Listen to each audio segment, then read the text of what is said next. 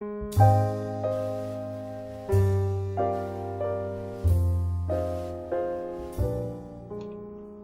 folks, sorry, busy week. I'm running a little bit late with my posts, but it's one of those weekends where you got to drive all over the place with all the kids stuff going on, extracurricular activities. Finally, the next day, you settle back down and ask yourself, did I even poop yesterday?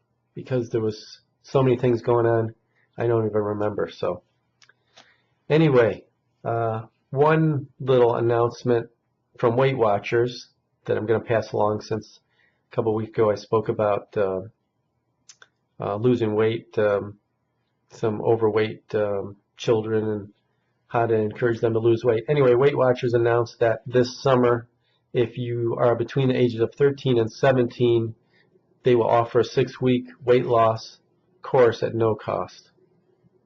FYI. Okay, move on to the questions. Okay, this is from a kid, I'm going to assume, because of the question, but it may not be. Hi, Dr. Mike. Why do babies cry when they are born?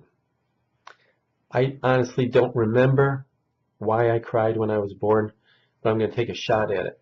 Because you essentially, for 9 months, are in a nice little sauna, in a nice rocking back and forth motion.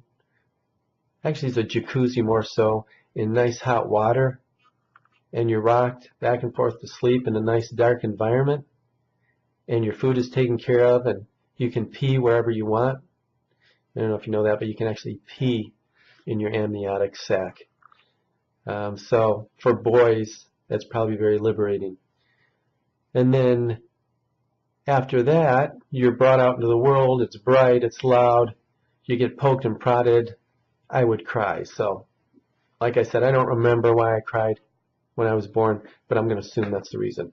Okay, next question. Dear Dr. Mike, my doctor insisted that my daughter be in the hospital for bronchiolitis. My little girl is 11 months old. She stayed for 3 days, but why couldn't she just stay at home? Because she only received aerosol treatments. Good question. I don't know why specifically your doctor did that, but I think you need to ask him or her. But I can kind of think out of the box why. And he or she probably thought that your daughter was not going in the right direction, despite the fact that your daughter didn't need a lot of care. Sometimes we rather err on the side of caution, so in case your child gets worse, she's already there to get a little higher level of care. For instance, maybe more aggressive aerosol treatment, maybe more often than you could do it at home. Maybe she has increased amount of secretions, which need to be suctioned out of her nose and sometimes down in her trachea, which is something you can't do at home.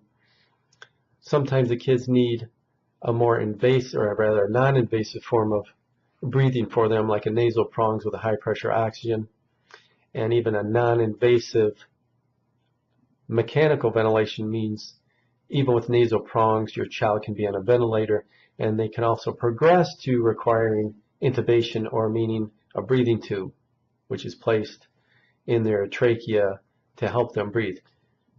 Some kids get a virus and they have a stuffy nose, and some kids, especially infants, sometimes from specific viruses, for instance RSV, will progress to a fulminant pneumonia, respiratory failure, and these kids can need a lot of support. So I'm surmising that that's the reason for this, just to be on the safe side. But like I said, if you want clarification, I would just follow up with your doc. Anyway, that's it. Thanks for the questions. Have a great week. Bye-bye.